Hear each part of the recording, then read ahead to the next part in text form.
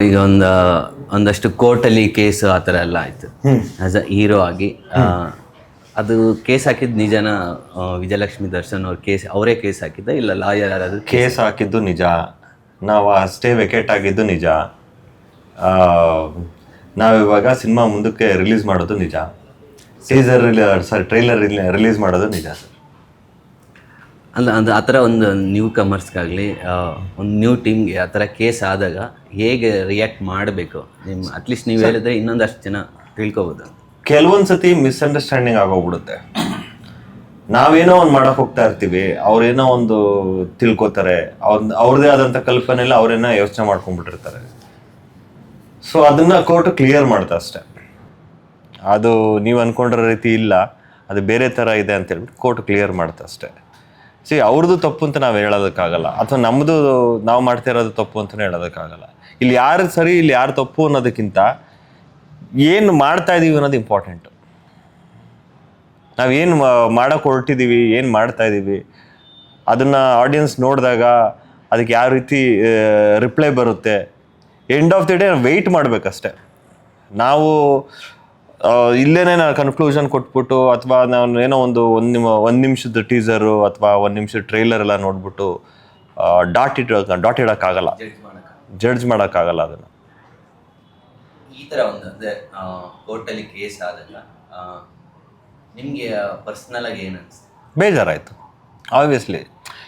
ಇಷ್ಟೆಲ್ಲ ಸಿನಿಮಾ ಮಾಡಿ ಇಷ್ಟೆಲ್ಲ ಹಗಲು ರಾತ್ರಿ ಅಂದ್ಕೊಂಡಂಗೆ ನಾವೆಲ್ಲ ಕೆಲಸ ಮಾಡಿಕೊಂಡು ಸಿನಿಮಾ ಮಾಡಿರ್ಬೇಕಾದ್ರೆ ಹಿಂದೆ ಗೊತ್ತಿಲ್ಲ ಮುಂದೆ ಗೊತ್ತಿಲ್ಲ.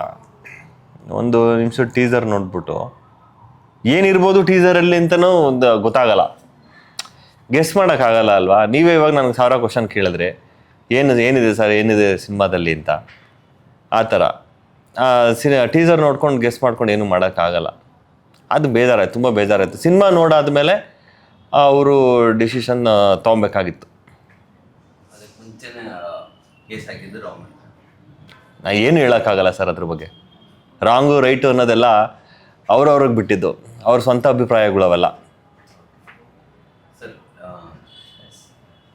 ಅದಕ್ಕೆ ಕೇಸ್ ಹಾಕಿದ್ದು ಆ್ಯಸ್ ಅ ಡೈರೆಕ್ಟ್ರು, ನೀವು ಲಾಯರ್ ಅನ್ಸುತ್ತೆ, ಹೇಗೆ ಡಿಫೈನ್ ಮಾಡಿದ್ರಿ ಆ ಸಿಚುವೇಶನ್? ಅಲ್ಲಿ ಕೇಸ್ನ ಹಾಕಿದ್ದು ಪ್ಲಾಂಟಿಫ್ ನಂಬರ್ 1 ದರ್ಶನ್ ಸರ್, ಪ್ಲಾಂಟಿಫ್ ನಂಬರ್ 2 ಮತ್ತು ವಿಜಯಲಕ್ಷ್ಮಿ ದರ್ಶನ್ ಅವರು ಮೇಡಮ್ ಅವರು ಹಾಕಿದ್ರು. ಅಂದ್ರೆ ನಾನು ಅನ್ಕೊಂಡಿದ್ದೆ ಲಾಯರ್ ಯಾರು ಹಾಕಿರ್ತಾರೋ.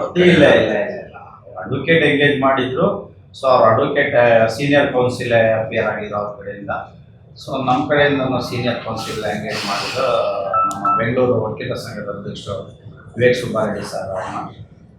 ಸೊ ಒಂದು ಇಂಜೆಕ್ಷನ್ ಸೂಟ್ ಹಾಕಿದ್ರು, ಈ ಸಿನಿಮಾ ಯಾವುದೇ ಕಾರಣಕ್ಕೂ ರಿಲೀಸ್ ಆಗಬಾರ್ದು, ಜೊತೆಗೆ ಎಲ್ಲೂ OTT ಪ್ರಸಾರ ಆಗಬಾರ್ದು ಅಂತ ಹೇಳಿ. ಸೊ ಅದನ್ನು ಈಗ 2ನೇ ತಾರೀಕು 26 ವೆಕೇಟ್ ಆಗಿದೆ ಅಷ್ಟೇ. ಹೇಗೆ ಡಿಫೆಂಡ್ ಮಾಡಿದ್ರು ಸರ್ ಅಂದರೆ ಈ ಥರ ಒಂದು ಸ್ಟ್ರಾಂಗ್ ಕೇಸ್ನ? ಅಲ್ಲ ಸ್ಟ್ರಾಂಗ್ ಅಂದರೆ ಈಗ ಅವರು ಏನು ತೊಗೊಂಡ್ರು ಅಂದರೆ ಒಂದು ಟೀಸರು ಮತ್ತು ನಾವು ಪ್ರೆಸ್ ಮೀಟಲ್ಲಿ ಮಾತಾಡಿದಂಥ ಕೆಲವು ಘಟನೆಗಳನ್ನ ತೊಗೊಂಡಿದ್ರು. ಈಗ ಒಂದು ಸಿನಿಮಾ ಯಾವುದೇ ಕಾರಣಕ್ಕೂ ಜಸ್ಟ್ ಓನ್ಲಿ 1 ನಿಮಿಷದ ಟೀಸರ್ ನೋಡಿ ನಾವು ಮಾಡೋಕ್ಕಾಗೋದಿಲ್ಲ. ಏನೇ ಒಂದು ಊಹೆ ಮೇಲೆ ಅಸಂಪ್ಷನ್ ಆ್ಯಂಡ್ ಪ್ರಿಸಂಪ್ಷನ್ ಮೇಲೆ ಹಾಕೋಕ್ಕಾಗೋದಿಲ್ಲ. ಇಲ್ಲಿ ಏನಾಗುತ್ತೆ ಅಂದರೆ ಇವರು ಏನು ಕಲ್ಪನೆಯ ಮೇಲೆ ಅವ್ರ ಕಲ್ಪನೆಯ ಮೇಲೆ ಹಾಕಿದ್ರು ಅದು ಸುಳ್ಳು ಅಂತ ಗೊತ್ತಾಗ್ತು. ಅವ್ರು ಹಾಕಿರೋ ಅಂತ ಸ್ಟೇನ ಸೊ ಕೋರ್ಟು ಕೋರ್ಟಲ್ಲಿ ಏನಾಯ್ತು ಅನ್ನೋದು ವಿವರವಾಗಿ ಹೇಳ್ಬೋದಾ? ಅಲ್ಲ, ಕೋರ್ಟಲ್ಲಿ ಏನಾಯ್ತು ಅಂದ್ರೆ ಸೊ ಇವರು ಸಿನಿಮಾ ಒಂದು ದರ್ಶನ್ ಸರ್ ಅವರು ಏನು ಈಗ ಇನ್ಸಿಡೆಂಟ್ ನಡೆದಿದೆ, ಸೊ ಆ ಇನ್ಸಿಡೆಂಟ್ಗೆ ಹೋಲಿಕೆ ಆಗುತ್ತೆ.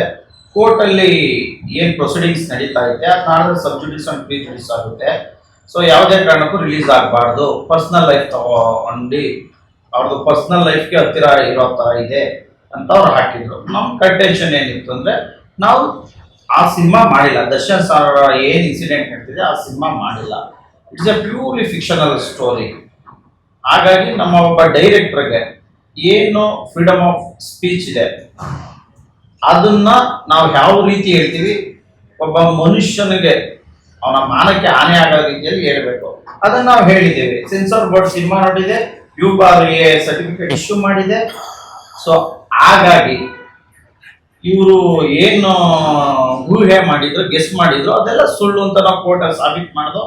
ಕೋರ್ಟ್ ಕ್ಲಿಯರ್ ಕಟ್ ಆಗಿತ್ತು. ಫ್ರೀಡಮ್ ಆಫ್ ಸ್ಪೀಚ್ ಇದೆ ಒಬ್ಬ ನಿರ್ದೇಶಕನಿಗೆ ಒಂದು ಮಾಡೋದಕ್ಕೆ, ಸಿನಿಮಾ ಮಾಡೋದಕ್ಕೆ ಅಂತ ಹೇಳಿ ಅವ್ರು ಹಾಕಿದಂತ ಅರ್ಜಿನ ವಜಾ ಮಾಡಿದೆ. ಕೇಸ್ ಹಂಗೆ ಪೆಂಡಿಂಗ್ ಇದೆ. ಅವ್ರೇನು ಸಿನಿಮಾಕ್ಕೆ ಸ್ಟೇ ಕೊಡಬೇಕು ಅಂತ ಮಧ್ಯಂತರ ಅರ್ಜಿ ಹಾಕಿದ್ರು, ಹಾಕಿದ್ರು, ಅದನ್ನ ಡಿಸ್ಮಿಸ್ ಮಾಡಿದೆ.